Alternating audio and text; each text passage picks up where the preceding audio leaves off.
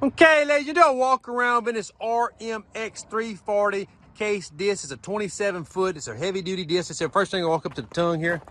You take a look at the tongue all the way throughout. There's no rust that we see on this disc here. This disc is nice, heavy duty disc here. Like I said, it's got everything we're supposed to be. You saw the main frame. Don't see any crack or anything. It's got the heavier frames here. Look at the blades. I walk around the wings, everything. These blades are in really good condition. You walk up to the blades, you can see these blades are good condition all the way throughout, all the way through. I can give you an overview because that's the biggest thing of doing your disc now, your blades. Like I said, the blades look good. The bearings, that was all changed in the last year or so. So all got new blades on this thing in the last year or so. Got new bearings. The disc went through the customer. He bought some bigger discs. Like I said, it's a 27 foot RMX 340 case. You can take a look at the wings here too.